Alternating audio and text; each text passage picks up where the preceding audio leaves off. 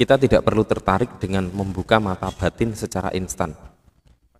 Dan menurut aku itu rawan penyesatan pandangan.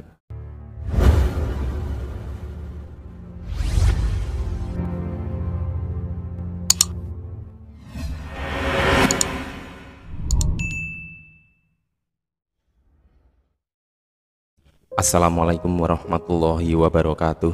Bismillahirrahmanirrahim. Alhamdulillah, bertemu lagi dengan Syekh Jati Channel. Pada kesempatan kali ini saya ada sedikit pertanyaan, tapi menurut saya penting. Apakah bisa membuka mata batin dengan cara instan? Sekali ucap atau ditiup langsung bisa melihat makhluk gaib? Saya katakan bisa, karena pada kenyataannya memang banyak juga yang mengalaminya. Tetapi menurut aku, mohon kita jangan tertarik dengan hal seperti ini, karena pada dasarnya segala sesuatu yang bersifat instan adalah kurang baik. Karena kenyataannya makhluk gaib pun yang ingin menembus ke alam nyata, alam kita sekarang ini pun juga harus melakukan puasa, zikir, ritual, dan yang lain. Suatu saat juga ada teman aku yang mencoba untuk melihat alam gaib secara instan. Kedua matanya diusap, lalu terlihatlah alam dunia lain. Alhasil dia langsung bisa melihat sebuah kepala besar sekali yang tergantung di langit-langit sebuah ruangan tanpa badan sama sekali. Dia pun lari ketakutan, dan pastinya masih banyak cerita-cerita lain yang lebih menakutkan. Mari kita lanjutkan tema video kita kali ini. Apa yang seharusnya kita lakukan dalam memahami alam gaib untuk membuka mata batin, karena memang sesungguhnya banyak sekali daya upaya yang harus dilakukan, seperti puasa, zikir, meditasi, ritual-ritual lain, dan masih banyak lagi. Kecuali dia adalah indigo asli, mungkin dia tidak memerlukan ritual ataupun zikir, tapi tetap ada proses yang dilaluinya. Biasanya kehidupannya yang sulit, kehidupan yang menyakitkan di masa kecilnya, yang cukup menguras pikiran dan mental serta jiwanya. Dan jadi mengapa kita harus berzikir, bermeditasi, dan mengapa aktivitas-aktivitas tersebut sering dilakukan di tempat yang remang-remang ataupun gelap, dan mengapa tidak aku sarankan menggunakan cara instan dalam membuka mata batin. Ikuti video ini sampai selesai.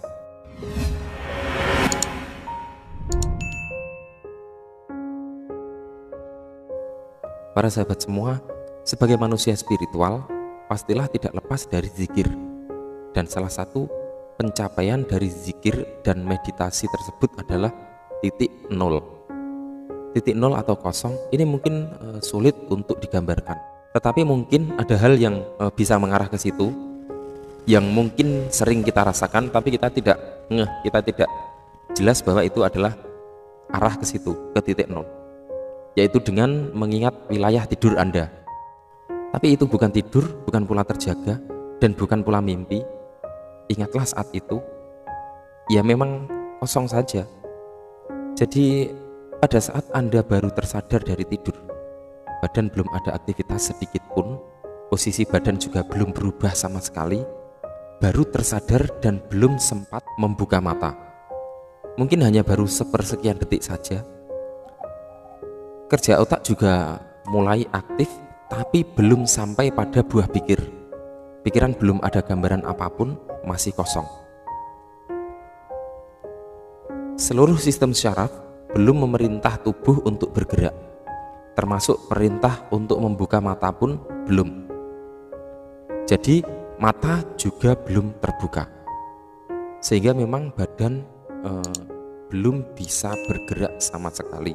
Jadi hanya baru akan kembali sadar saja dari tidur, dan kondisi ini masih bercampur antara alam sadar dan alam bawah sadar.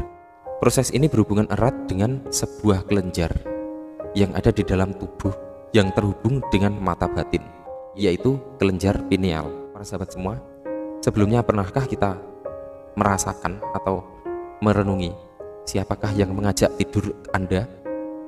Siapa yang mengajak mengatur terjaga dan tidur kita?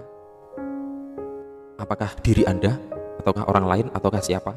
Sebetulnya ini berhubungan erat dengan kinerja kelenjar pineal, sebuah kelenjar yang akan menghasilkan hormon yang diproduksi oleh kelenjar pineal. Hormon tersebut adalah hormon melatonin, yaitu kelenjar di dalam otak yang berukuran paling sebesar butiran beras.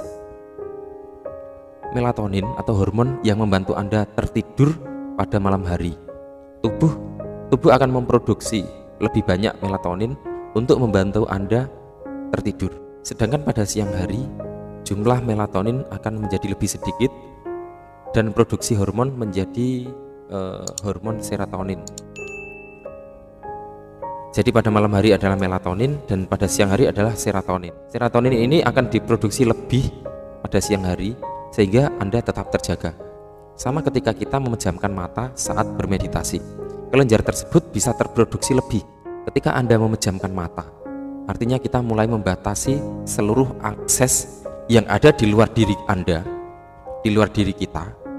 Kemudian ini memberikan pesan kepada kelenjar pineal untuk bekerja, karena Anda akan segera tidur. Ketika mata terpejam ataupun saat malam hari, kita membatasi penglihatan yang masuk, cahaya yang masuk ke dalam diri. Ketika cahaya dari luar yang masuk ke indera mata kita berkurang, maka sinyal kelenjar pineal mulai bekerja, lalu menghasilkan melatonin yang merangsang aktifnya gelombang elektromagnetik. Jadi gelombang elektromagnetik itulah yang mampu menangkap sinyal pada dimensi alam batin ataupun alam astral. Jadi pada saat terjaga, pada saat siang hari atau pada saat sadar, fungsi pandangan dilakukan oleh mata. Dan ketika kita tertidur atau meditasi atau di alam bawah sadar, fungsi ini dilakukan oleh gelombang pikiran.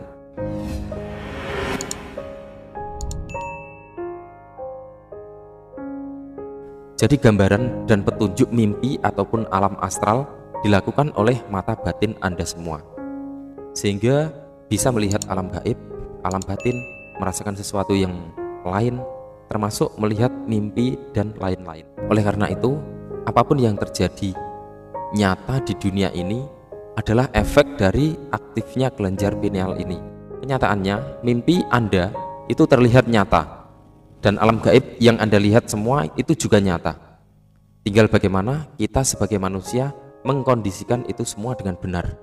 Para sahabat semua, disinilah pentingnya kita memiliki pandangan yang benar, bahwa di dalam membuka mata batin dengan cara instan, apapun yang terjadi, apapun kondisi saat itu, menurut saya efeknya sangat kurang baik.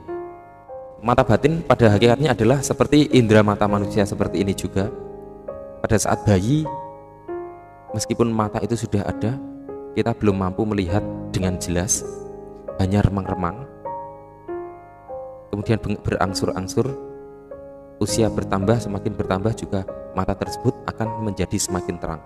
Seperti itu juga mata batin pada setiap diri manusia harus dilatih dengan sendiri, harus dengan segala daya dan upaya kita, zikir, meditasi, puasa, berbuat baik, ataupun melatih titik-titik syaraf ataupun titik-titik cakra untuk mengaktifkan mata ketiga atau mata batin kita. Dan sebuah pandangan mata batin yang bisa dibuka dengan cara instan.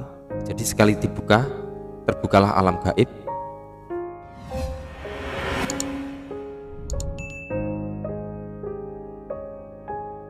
Jadi kita tidak perlu tertarik dengan membuka mata batin secara instan.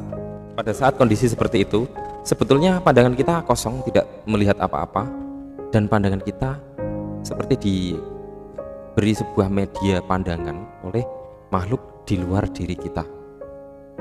Jadi menurut aku itu kuranglah bagus, dan menurut aku itu rawan penyesatan pandangan.